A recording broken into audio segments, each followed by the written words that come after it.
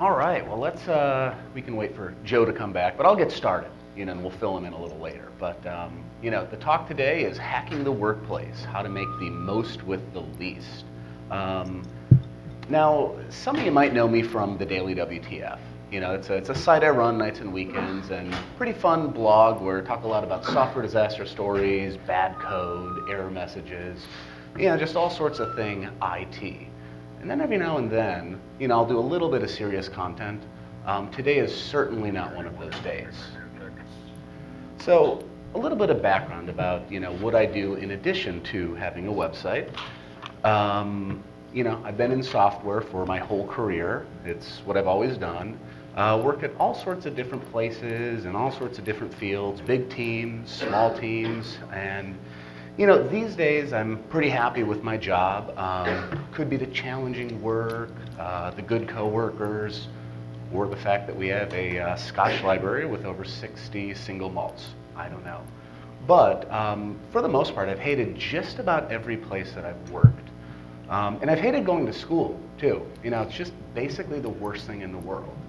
And as a result of this, I've spent an exorbitant amount of time and effort working really hard to avoid work.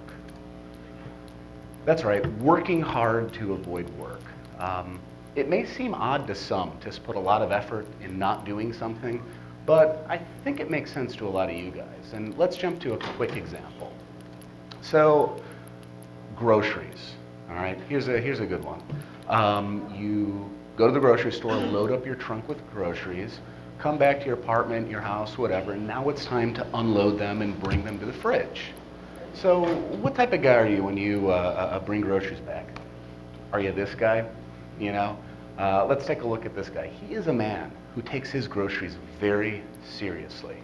Look at him delicately caressing a single bag of organic produce in his nice canvas bag. That man's got dedication, and he's serious about his groceries. And then there's this asshole. Look at that, 30 pounds of potatoes in one hand, 2% milk, not skim. He's wearing sandals.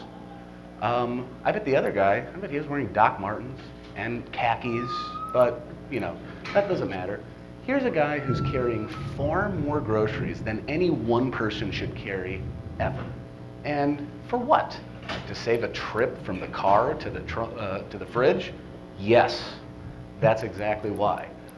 Because it's not just to save a trip, it's to make one trip. And that's what the real goal is. It doesn't matter that the distance from the trunk to his fridge is a mere 18 feet. If you look at the other guy, he probably had to walk 3 blocks in his nice downtown apartment. No, this guy, he just walked from his driveway to his kitchen. And it's not about the fact that it might take twice as long to load up groceries like this, or that his fingers will get bent to shit. He'll get scars on his arms from lugging stuff, squished bread. It's not about that. It's about making one trip, and this guy clearly gets it. Look at him. He's in a lot of pain. Yet here he's just standing there, stopping to take a picture, and he's smiling about it. This is what it's all about, and this guy gets it. He's a hero. So what does groceries really have to do with the workplace? And, why should we apply this single trip philosophy, working harder to avoid work than actually working? I don't know. There's just something off about work. In all my years of working, that's what I've seen. I don't know, cubicles, having to commute, vacation time, sick time. It just doesn't make sense. Few years back, I worked at a place and thought, wow, it'd be really cool if I could go take, like a 2 to 3 week trip to Europe, right? That'd be awfully fun to do. I only had like 2 weeks of vacation, which is really one when you consider, day after Thanksgiving, Christmas Eve, and all those other, days you want to take off. So I said, how about this? Why don't I take 3 weeks unpaid? We'll plan it, make everything work. They said, no, you're not allowed to take unpaid time off. I don't know, there's just something off about that, and that never really sat right with me, and that's kind of how I've gone to this path of working so hard to avoid work. And that's, before we really jump into how to do that well and effectively, there's a few prerequisites to talk about. First is hacking your moral compass. There's a big hurdle that a lot of people run into when getting paid to do something and then not actually doing any of that is these things called morals. The problem with them is they really get in the way of making some really key, critical, important decisions that are going to enable you to work without working. And that's the first thing that you need to learn how to change. So before we talk about really how to modify your moral compass, let's spend a few minutes comparing and contrasting these very different moral constructs. Like take, for example, the juxtaposition of moral and ethics. I'm just kidding. Actually, these are all just words, and they don't really mean anything. And that's the first lesson in hacking your moral compass, is words like this don't matter. There are two important things to think about when it comes to morals. Number one, your core philosophy, and then justification. So when you come up with a core philosophy, try to make it as vague as possible. And then your justification can follow. Let's take an example. I am not a thief, okay? And obviously, it's not stealing if you go to the grocery store and take free samples. So is it really any different if I go in there and open a bunch of packages and eat them right there? No, it's the same thing. I mean, they're just not giving it as a free sample, right? Core philosophy, and then justify it. The thing to remember, too, about your core philosophy is, that it's meant to change. Things like the 10 Commandments, those are set in stone. But your core philosophy can't be. In fact, if it were, let's face it, you'd be doing yourself a disservice. The world around us is constantly changing. Let's look at 150 years ago. Slavery was a way of life, and clearly that changed as we became more educated. Shouldn't our core philosophy adapt the same way? See what I just did there? That's called justification. Learn to do that, and everything starts to flow. So once you really understand that your individual moral compass is really like a dial that you can turn as you need to, the next thing to get into is this concept of redefining the truth.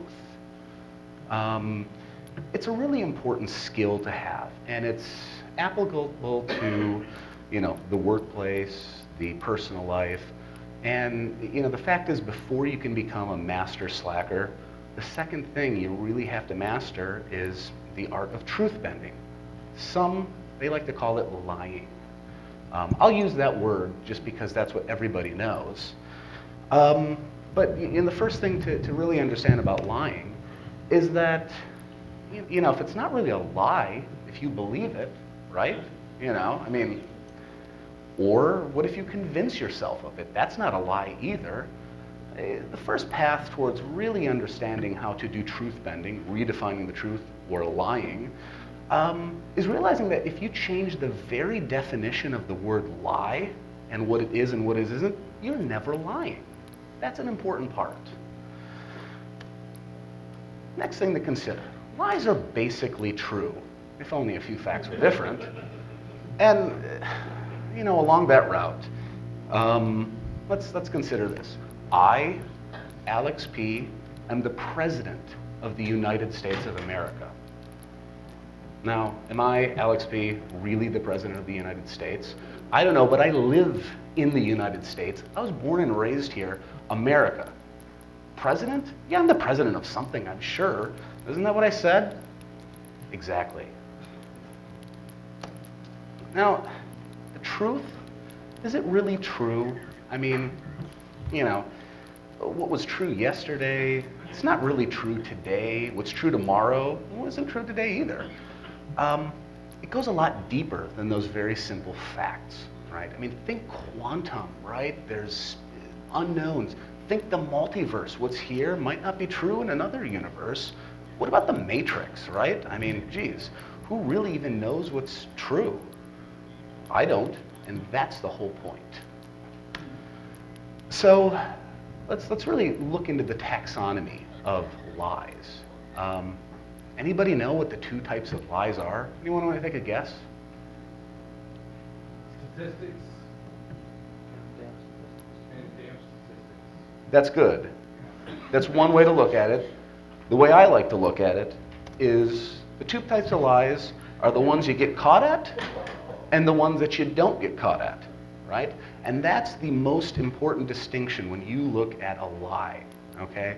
Now, the most obvious thing about all of this, right, is that if we take type A of a lie, the uncaught lie, it can easily be converted into an uncaught lie can easily be converted into a caught lie.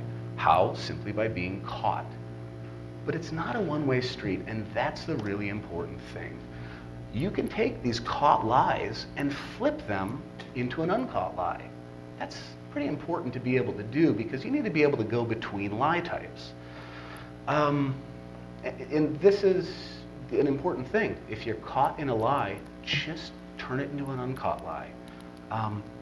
Here's another quick example. The boss talking to me. So Alex, I couldn't help but notice that you posted on your Facebook how unbelievably hungover you were and that you were going to call in sick. Okay. First and foremost, I would never do that because that's ridiculous. Number one, you don't put that on Facebook. Number two, you don't friend your boss on Facebook. There's so many things wrong with this scenario that it would just never happen to any good slacker. But sometimes unexpected things happen. So you need to be able to work and come up with a way to flip this lie of why you called off for work into an uncaught lie. So here's one way you could do it. Yeah, I know. I can't believe I had to post something like that. I mean, you know what it is? It's my stupid idiot brother.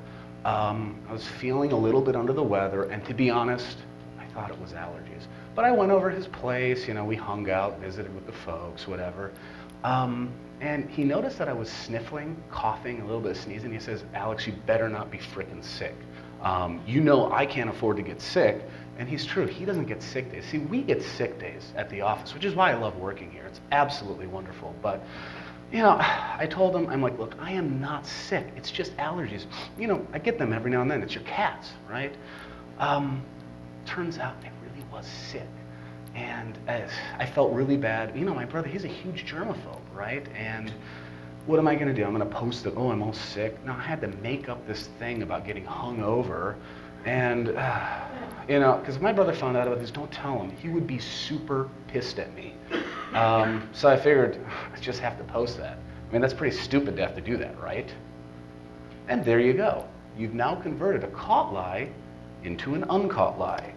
And what we're really doing here is we're weaving a web of lies and deceit. And this is a very critical and important component in becoming a borderline or maybe even full-blown pathological liar. And to do that, to have these complex scenarios, what you really need is effective lie management. They're going to tell you never to lie because, you're going to get caught up in your lie. Well, fuck that. That's like saying don't ride a bike because you're going to fall off. I mean, come on. Now, what you really need to do is you need to learn how to lie better and manage these webs of deceits. All these facts that I mentioned in this previous story, about my brother, about his germophobia, those have become canon now. I need to manage those like George Lucas manages his Star Wars empire of, all the facts. And, always make sure to have backups to every story that you have. These are really important things, right? And it's understanding where and how to use these different categories of lies. That's going to make you be really good at lie management. So let's talk about one type of lie. We call this the absurd lie, and I'm sure everyone knows the Mark Twain quote, "Truth is stranger than fiction," right? Well, you know what's even stranger than truth? A really good lie. Arguably, the story about my brother, that was pretty absurd. And how could you not believe it, right? It made more sense. Who would make something like that up? That's what you got to count on. Just don't bring in aliens. That's just, don't go there. Anything too absurd, just go on borderline, right?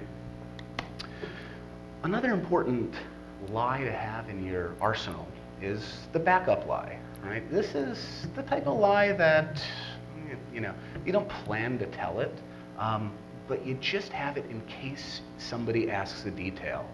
Important to build these, this goes back to lie management, having these backup stories and creating an entirely different universe where arguably everything is true in your world, just not in this world. The fake lie. This is a big one. And I call it the liar's gambit. What the fake lie is this is an easily catchable lie that's used to hide an entirely different, grander lie. Think of the fake lie like sacrificing your queen. That's an insane, bold move to make. And you know what? 99% of chess players, they're just going to drool over the fact that they were able to trick you into a split check with their knight and your king and your queen. Obviously, a grandmaster, he'd never fall for something like that. But that's the thing. We're not playing chess with other people. We're using the strategy of chess in a game of tic-tac-toe. And that's the important thing. No one is ever going to think that you're putting this much effort into lying, and that's the important thing to count on. The next type, and perhaps the very small but very, very important type of lie, is the foundational lie. Think of these as bricks in your castle of deceit. The stronger of a foundation you build, the harder it will be to fall. These are all lies that serve no real immediate purpose, but they're used later on for someone to say, oh yeah, I remember him saying something about that. Let's go back to that story about my brother. If I had just laid the foundational lie that he was a germaphobe, it would have been that much more believable. Or that I had allergies, or any of the other things. People will it'll fall into place. So, now that we did a real quick tutorial here on, hacking the moral compass and redefining the truth, now we can get into how you can actually apply these skills into the real world of the workplace. But again, those skills, highly transferable to everyday life. So when we talk about the workplace, there's many stages when you look at a job. I mean, your goal to hack the workplace and really make the most with the least is to understand, that you're going to be jumping from job to job to job. And every time that these jobs occur, there's some key phases in each job. The search, going after, resumes, job interviews. That first week, which we'll talk about, very, very important. Sagging into that coast of a few years where you just come in, spend maybe 8 minutes working and 8 hours not. And then finally, knowing when to jump. So we all are pretty familiar with this aspect of the job search, of jobs, right? And that's going on the hunt, starting to find, where to look, where to work, all those sorts of things. If you're looking to work at a place that you never plan on working, there's some really important things to remember. Number one, the bigger, the better.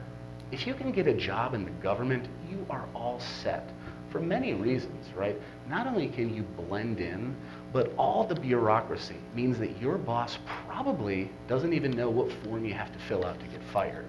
And that's important.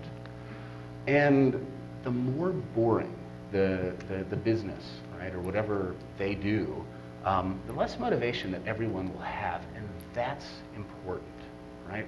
The lower the bar for acceptable is, the less bad it will seem that you can't even hit that.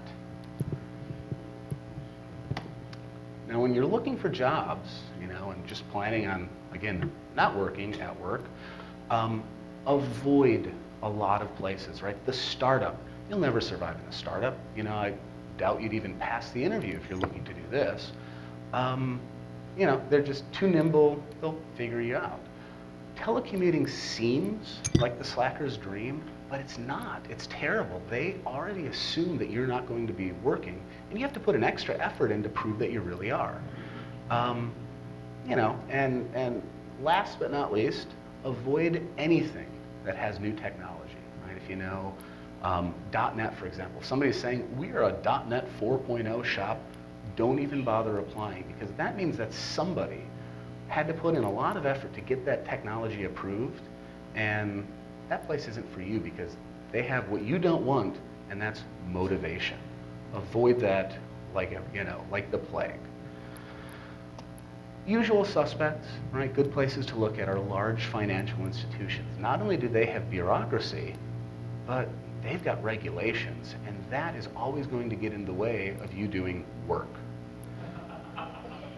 Federal and state government, obviously, you know, not only do you not have to do anything, but you can't actually get fired, especially after your probation period. You are set for life in there. New manufacturing, you know, the big places, again, you can blend right in and no one's ever going to catch you. That's exactly where you should be applying. Look for all of these places. The more poorly written the job description, the better, because that means good people aren't going to be applying. And that's, again, where you want to go. Oops, I totally hit the wrong key here. Jump back. Yeah, right? Hold on here. Slideshow from current slide. Oh, how about that? I just alt-tabbed and hit the wrong window. All right. So anyway, now that you've identified the perfect places to work, now it's time to go in for the kill, right? And start applying and winning those jobs over. So we're all familiar with resume building, right? We all have resumes, have had to fill out applications, done these things. The important thing to remember about your resume is that the resume is there to get you the interview. And that's really what you need to, you know, make it. Tailor your resume to exactly the job description. In fact, copy paste the job description into Word or whatever, and then just take bullet points and make it out of that. Make yourself look like the perfect candidate. Your expertise, let's put it this way. If you've heard of what the technology means, maybe I know SOA is service-oriented architecture, you are now an expert at it, as am I. That's what expertise is, right? The other thing about working at places, I mean, what is really work after all? Have you bought some, have you heard of the place? One might arguably say that you've worked there. And when you do that, try to pick a place that they'll never catch that you never actually worked there. Places that went out of business, gold mine, because you cannot call to verify that. This is important stuff, right? So once you get the job, once you know, it's time for the interview, and you know, there's tons of books, seminars, and all sorts of stuff for that, and you know, whatever. That is far beyond the scope of this, but acing the interview, it's very, very important to do because that's what's going to get you the job. But once it comes time for the job offer, this is, or I'm sorry, during the interview, right? You're one of those interview techniques. What you want to also do while you're in the interview is to really understand what about this place you can use in the next phase, which is the first week. This is, you know, things like gauging the competency of your boss. If he is a complete moron and doesn't know Java from coffee, perfect, because that is the best boss, because you can say anything and he'll buy it up.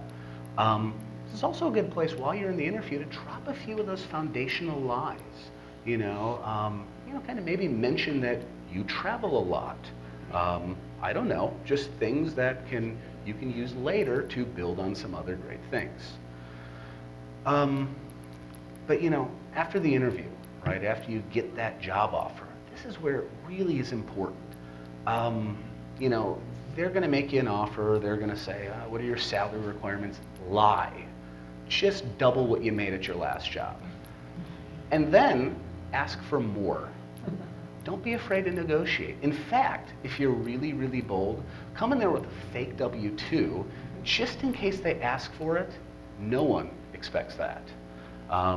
And after all, you do deserve the pay that you ask for. That's kind of a rule, right?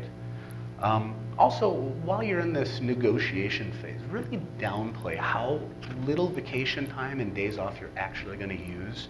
You never get sick, you never go on vacation.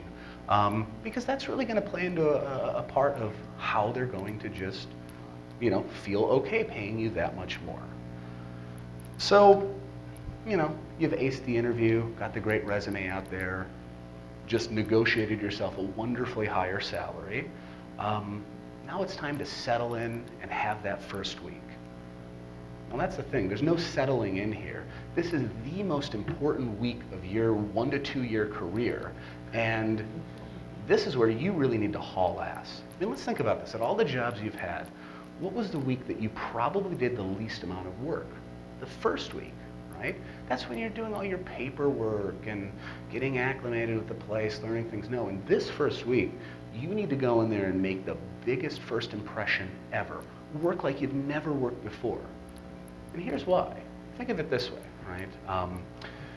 If Kobe Bryant just all of a sudden lost his magic, right? It'd be a really long time before anyone noticed. They'd just be thinking maybe he's having an off day, an off week, an off month, an off season. That's what you need to do. Everything that you do from here on out will just be an off day. All it takes 1 week of hard work. Again, this is where this first week, in addition to hauling ass, doing lots of hard work, lay your foundational lies. As you're there working like a madman, make sure to introduce fake anxiety reflexes and stressors. Maybe you're the type of person who paces or gruffs or even swears. Who knows when stressful things come up. The key thing is to get your coworkers to associate these things that you do with the fact that you're working really, really hard. And just like Pavlov's dog, all you have to do is ring the bell, and they're going to start to salivate. So all you have to do after you've established these is just, oh, fuck, just what a day. And they will just think that you're hard at work. Now, couple these foundational quirks and stressors with organizational weak spots. So let's talk about banks and regulations. Isolate and identify where all of these weak spots are, because that's exactly what you're going to need to utilize to give as excuses for why you're not doing anything. And people will believe it too, because you can just say you're frustrated at all of those things. The real important cherry on top of all of this in your foundational lie is, the big life events.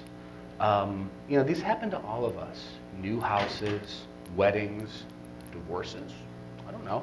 Plant the seeds for all of these as early as possible, because you're going to need to start planning and using these as you move on. Just think of the wonderful excuses that things like a family can provide. The kids and family, right? These can be the cornerstone to your fortress of deception. But it's really hard to pull off. Think of the benefits, though, if you can do it. Got to pick the kids up from daycare. Oh no, Johnny's sick. The wife, guys, you got to help her. Or maybe ex-wife if you like drama. I don't know. The list of excuses that you can pull from your family is endless, but also is the work in pulling it off too. I mean, you need names, you need birth dates. You need to remember that they grow up too and have new pictures for your kids. A good pro tip, if you're going to do this, use your own baby pictures, because they look like you, and it'll totally work. But again, having fake kids and fake family, almost like having a real family. So just be prepared to pull that off. Some people, they have this thing, karma, that they're into. I'm a believer in karma a little bit, and this one does give you some negative karma points. Of course, I justify that I justify the negative karma points with all the positive things that I do, and everything balances out. But fake kids, people if you get caught, lots of negative karma. It's up there with lying about your dead grandmother, right? And speaking of that, avoid the dead relatives excuse. Not only is it amateur hour for the professional slacker, it's a terrible, terrible lie. I mean, first and foremost, let's go back to karma, right? You've got a lot of that to deal with, and karma's a serious bitch, right? But not only that, you're fucking with other people's emotions. And since they really want to, show their support, maybe go to the wake, things like that, that's just more bad stuff. But, let's say that you're striving to be that much of a scumbag and you're fine with that. Okay, but let's look at the practical matters with the dead relative excuse. They publish obituaries in the paper. What are you going to do? Publish a fake one? What if a coworker shows up to the fake funeral? You're going to say it's private? Or if you say it's an out-of-town dead relative, they might want to send flowers. All of these details that you have to pull off are crazy. And the worst part of it is, what I call the value risk catch-22. The closer the dead relative is to you, the more support they're going to want to show, and obviously the more time off you're going to get. But if it's your great aunt, what, you're going to get a day out of that? Just not worth all the hassle. And besides, people already just don't believe the dead relative thing anyway. So, you've already got that. So my advice, stay far, far away from this excuse. So, after this week death march, right, and your foundational lie building, now comes the time for the long coast. There are so many endless generic techniques that you can employ during your relatively short tenure, but being more specific always wins. Obviously, without knowing all these things, that you would learn in your first week, it's kind of hard to give specific examples, but there are some really good generic strategies you can use that are applicable anywhere. So let's talk about some of those. First and foremost, master the art of miscommunication. So let's say the boss asks you to build, I don't know, a customer management system. So you spend a few months, toiling away. Then you deliver the most awesome, super sweet web-based CRM the world has ever seen. The boss says, oh, wow, this is awesome, but we really need it as a desktop app. All that time wasted because of a simple miscommunication. Obviously a very simple example, but similar things have happened to all of us, right? The simple miscommunication. That's what you need to leverage, right? So, the trick here is to have intentional miscommunication. When you're told to do something, figure out a way to do something entirely different and then deliver that. But don't deliver the whole thing, just deliver a facade. Because as soon as you hand them the wrong thing, they're never going to open it up too much and say, oh, you just put on an interface and didn't actually write anything. And if you do just as a backup, just throw an error as soon as they click a button. They're never going to look past that. And the best thing is, no one takes the blame except for the process. And that is the best person to blame, process. Because then you can work together, hand in hand with your boss and management to improve things. Status, right? This is an important one. When the boss asks, hey Alex, did you get that change done in production yet? Yeah, it's basically done. Now, they're not going to ask further questions, but in case they do, be prepared for those. Well, it's basically done. Did I get it into QA yet? Well, no, but that's next on my list. Oh, well, is it compiled and installed in testing? Not just yet, but it's nearly there. Oh, well, no, I didn't check in my code yet, but I'm about to. In fact, that's what I was just going to do. Well, did I write it? No. It's all up here. All I really need to do is put the fingers to the keyboard and it's done. Bam, right? That's what I said, basically in production, right? Mastering the status. BYOB, right? Bring your own bug. This analogy is great with software, but I've heard that it crosses industries, and in fact, it was invented by auto workers at GM. The idea is to plant a problem, very subtly, of course, an everyday mistake that anyone could make. And this problem leads to unintended consequences. When you're tasked with fixing it by someone who discovers it, it will inevitably lead to a very long discovery process. Let's think about this. How long does it take to fix a bug? I don't know, as long as it takes. And you'll eventually fix it, but it'll just take you quite a while. But you'll also be the hero who can solve this problem. The auto workers, they would often forget to tighten certain screws, especially around triple pay holiday time, and that meant lots of extra hours that were needed to catch up with the production schedule. Apply this really well with software, but it works in any industry. Now, a lot of people have heard this quote from Donald Rumsfeld. I remember it was all over the place, right? Got a lot of criticism, right? Jon Stewart, he had a field day with it, but I mean, honestly, this is a wonderfully eloquent way of expressing the state of knowledge. Once you can understand these, and if you can explain these and use very similar words to explain these to other people, then you can get the golden, golden something of excuses, and that is the unknown unknowns. Imagine for a minute, let's say you hired a carpenter to build you some stairs or something. And then he comes back and says, well, never built stairs before, and I don't even know how much it's going to take for me to tell you how long it's going to take to build those stairs. But here's a bill for the 2 hours I just spent, telling you that I don't know what to do. That's basically what salary is if you think about it, right? And, that's exactly what you need to work for, is the unknown unknowns. The key thing with using the unknown unknowns is that they're wonderful for extending deadlines. One thing that maybe some of you have already done is fun with email attachments, right? How many times have you just forgotten to attach something? Whoops, silly me.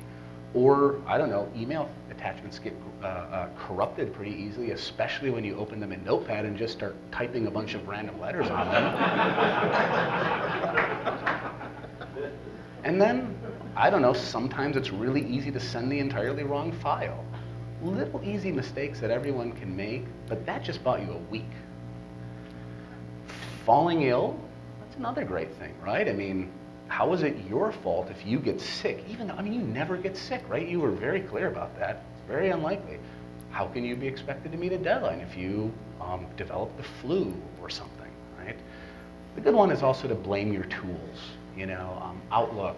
I actually really miss Lotus Notes. I don't know if anyone have used it, but Lotus Notes was wonderful. It never worked for anything. That's the whole point, right? Outlook, it's got some good problems. Just make sure to blame those. Oh my God, I set a reminder. What the hell, it didn't pop up? I have a bug. I need to get IT on this to fix this because this is unacceptable. We cannot be missing deadlines like this. Not cool. But talking about sick and illness, there's some very, very important things to remember. Well, first and foremost, a sick day is just another day for a vacation day, right? Mental health day, whatever you want to do. But if you're not using all of your sick days and then some, it's like just throwing out money. And who would do that? It doesn't even make sense. Key thing to remember is if you get sick, that's when you go into work, because it proves that you are a trooper and that you really are that dedicated that you're going to come in while you're puking all over the place, having a fever. And if you call off sick, that must mean you are really, really, really sick, right? So the other thing too, if you ever need it, doctor's notes and prescriptions, very, very easy to get. Especially if you find the right doctor, just shop around. I have seen doctor's notes, unbelievable. I learned this very early on, actually, in high school. We had a big swimming pool, right? And as part of gym class for 3 weeks, a month, everyone went swimming. Well, I don't mind swimming, but I mind doing something other than sitting and doing nothing. So what did I develop? Oddly enough, a chlorine sensitivity, and my doctor just gave me a note. Bam, 3-week study hall. Worked out wonderfully. That's how easy it is to do. Just read use the internet to read symptoms. Your doctor will write you a note because what does he care, right? Another key thing, talking about home and that is take your work home with you. Remember, not telecommuting. Screw that. Don't even go there. Avoid telecommuting as much as possible. But when you go there, just make sure, say, oh, I have a personal phone. Is there any way I can get my work email on this? I'd really love to stay connected. And then when you get that, hopefully you do, just send random emails at odd hours. They're just going to think you're that dedicated. And here's the key thing. Finish your work at home.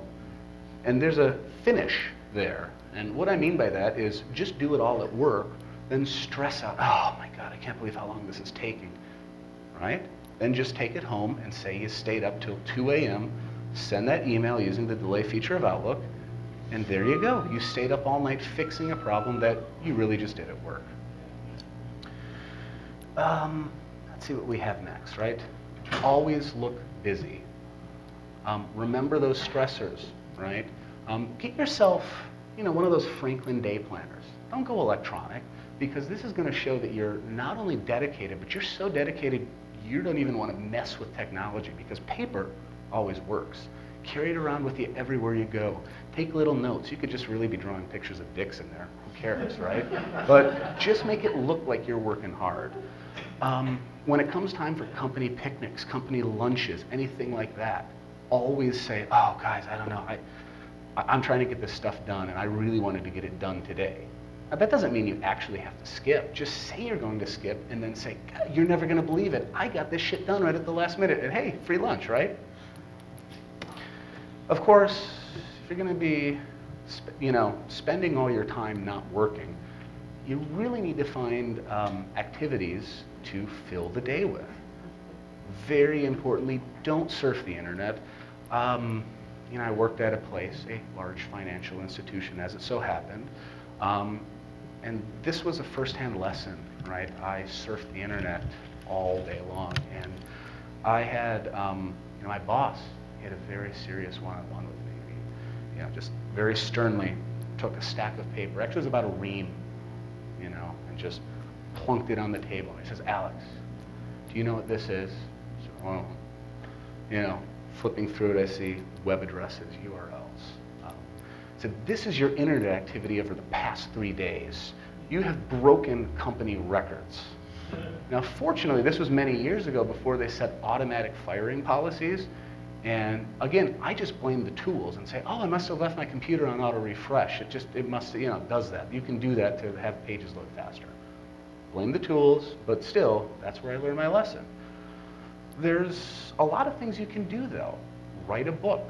If you're a coder, just write it in Visual Studio, right? It doesn't look like Word. Who's going to notice? Programmers, a lot of people, they like to listen to music. Well, just listen to podcasts, the radio, books on tape or books on CD. That's a great way to fill the day. Learn to draw. That's something I did. I still can't, but I tried. I did a lot of doodling. It looks like, again, scribbling in your day planner. Very important. A big thing, this is a double whammy if you can get it. Just do freelance work at work. That way you can get paid to do work that you're doing while at work. It's wonderful. Again, some people could call that unethical.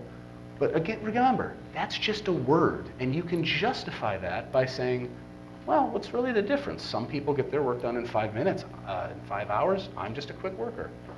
Again, a justification, but getting paid to work while working, wonderful. Another good thing to do to avoid being in the office, because that's a hard thing to do, right? We talked about sick days, vacation leveraging, right? Being at 2 places at once is the perfect way to not be any place at all. Really simple thing to do. Works great when you have multiple locations, or if you have a campus. Oh my God, this is what you can do all the time, right?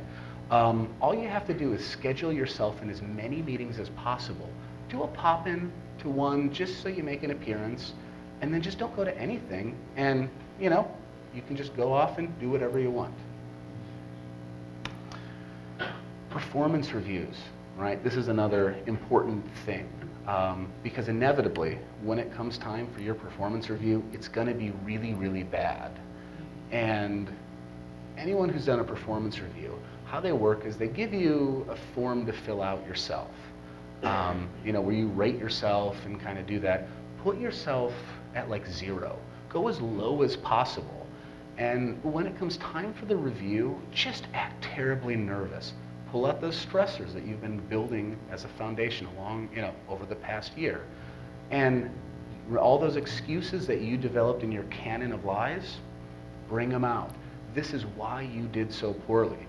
And just sit there and like, oh, I can't believe how poor of a year this has been. It's, the marriage just puts so much stress. Again, props, don't forget your props. So much stress on me. Oh, I can't believe it. And this is unfair to you. I really should have been better at what I'm doing. And I'm hoping that we can really work together over the next year to just kick things out of the park, deliver wonderfully. I want results. That's what I'm here to do. I don't just want to come in and not do anything. And what's really nice here is if you can sink to like as low as possible, all you really need to do is show a little bit of improvement. Maybe instead of just working 8 minutes a day, bump it up to 11. That's a pretty big improvement, right? And you can show improvement, you're good for at least another year or two. And last but not least, the art of the discrete napping. An old joke is, or excuse is the pretending to prayer. Oh, I was just, sorry. Oh, I was praying. Again, amateur hour, right? You can do a lot better. It is a fact that you can sleep with your eyes open. I learned to do this. It's a skill. Again, you lean on the desk, force your eyelids open, and it works. People will not notice it. Fun places to nap, the server room. This is why it's wonderful to get a job as like a network administrator, because you can spend all day there if you need to diagnose problems. This is so cool, especially on hot days. All that, fans love sleeping there. And if you want to sleep at your desk, that's also possible to do. Find the cubicle that you can crawl under the desk, angle your chair just possibly. No one's ever going to notice that you're down there. And when they catch you, just say you're fiddling with a cord. Simple stuff. So, all these excuses, right? Now is time for, after your year, 2, 3, 4. I've seen people pull this off for 8 years. Your time comes, right? And some of the biggest signs of trouble to look out for is resentment. When people just start hating you and giving you the eye, it's almost time to go, right? When, your lies, when you have to start pulling out your backup lies. If you have to pull up your backup lies, you've already gone in too far. And the big thing is this whole notion of getting called out, right? So what does getting called out mean, right? There's 3 key words here, okay? Tomfoolery. This is a questionable action with a suspected ulterior motive. Well, he said he had a doctor's appointment, but I suspect tomfoolery. Ballyhoo. A state in which many future actions, questionable or otherwise, are strongly considered to be tomfoolery. Somewhat synonymous with, I've got my eye on you. As an example, this is the 3rd time he's late. I'm thinking there's some ballyhoo afoot. The big one, this is one that you really need to watch out for, is shenanigans. Shenanigans are similar to ballyhoo, but it's a state in which not only future actions, but past actions are brought up for judgment, and things that you did in the future and in the past are strongly considered to be tomfoolery. Example, that's it, I'm calling shenanigans, and there is no way he had a doctor's appointment last week either. That is trouble. Sooner or later, no matter how good you are at this, your web will start to fold in on itself. It's really hard to maintain a fake family for 8 years. It's tough, nobody can do it. At some point, if they call shenanigans on you, it's all over, right? Leave while you can still get a reference. And then just do it all over again. But make sure to take a few weeks in between, because you worked hard and you've earned a break. So that's it for me. Any questions or anything? We'll pick up later.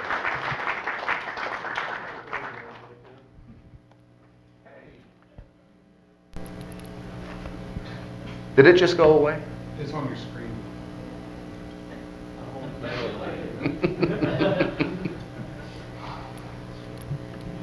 Cool. No questions? Awesome. Oh. Thanks.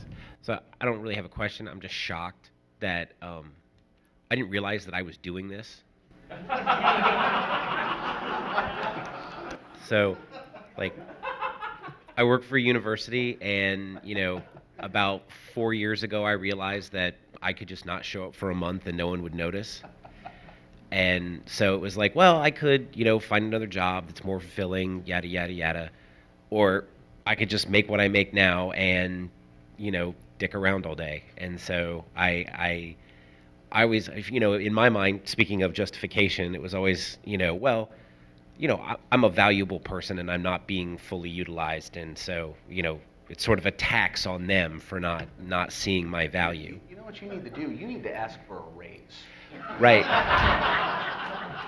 And so yeah, I'm just shocked. I think maybe, if you want to continue your work, you should maybe identify people who are doing this unconsciously, and maybe actually accuse productive people of doing this.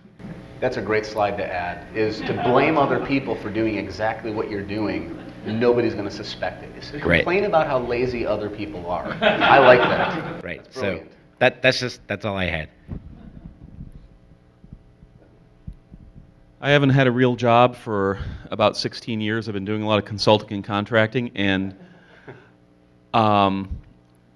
what really hit home for me in your presentation, Alex, is often the exact behavior you're describing is the deliverable.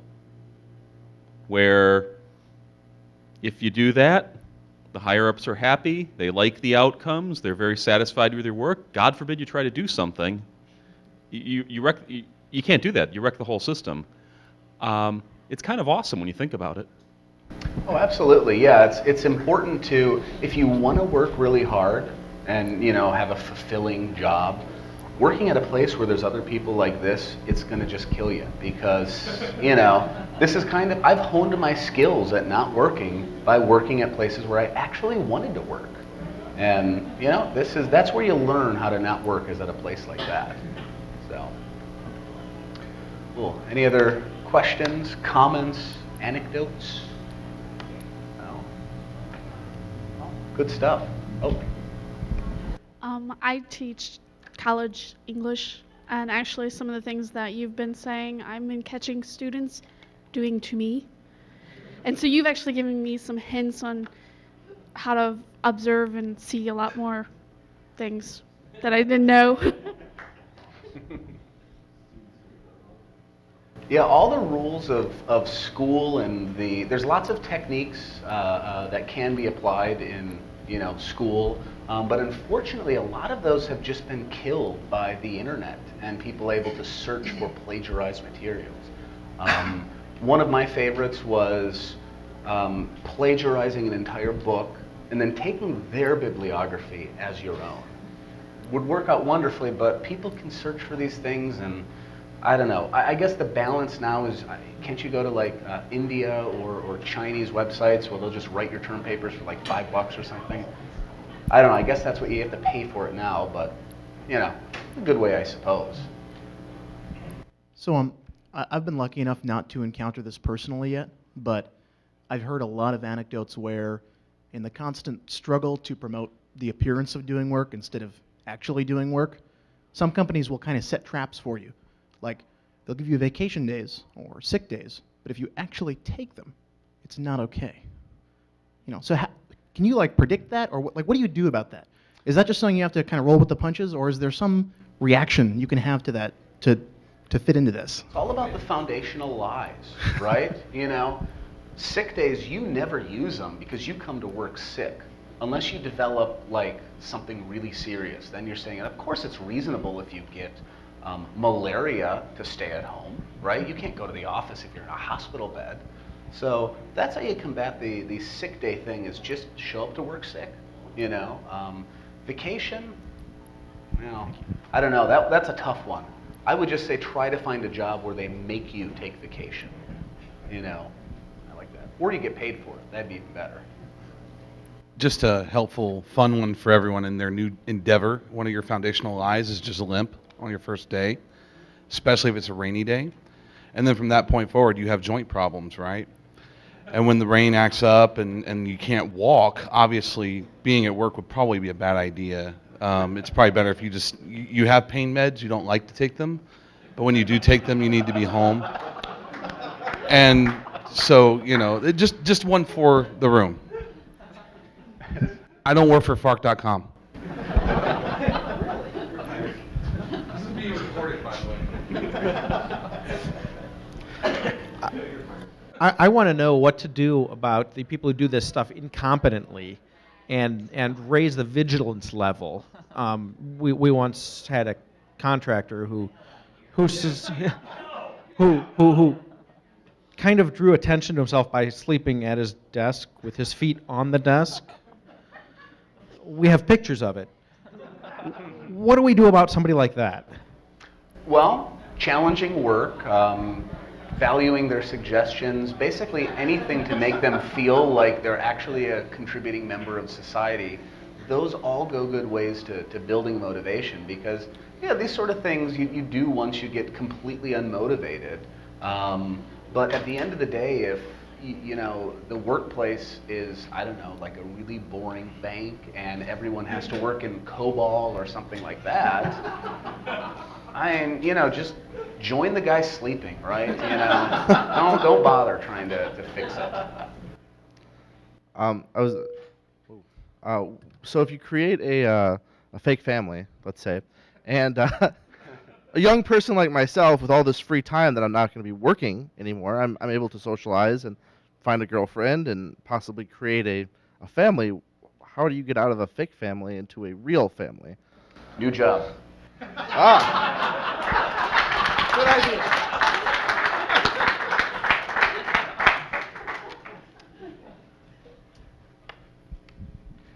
I've got a hypothetical.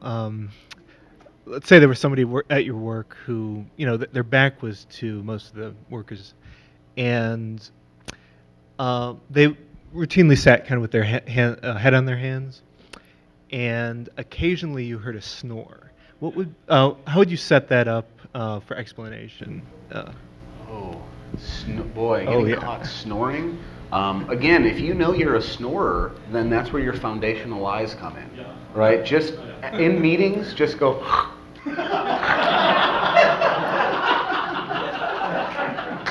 They'll think you'll have some nasal drip or I don't know, something.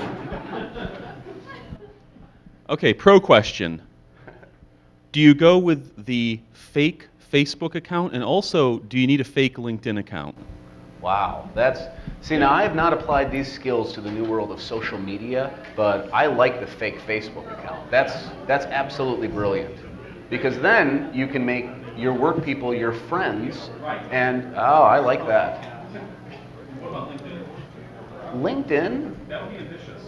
I would say the same. I would apply it to the resume building strategy, and try to get. Surprisingly, on LinkedIn, just ask people you've never heard of for endorsements. They'll give them to you. Especially if you promise to give them one back. Endorser.org, if you've never heard of it. It's fake LinkedIn endorsements. It's wonderful. Well, I think we are out of time, but fun stuff. Good discussion, too.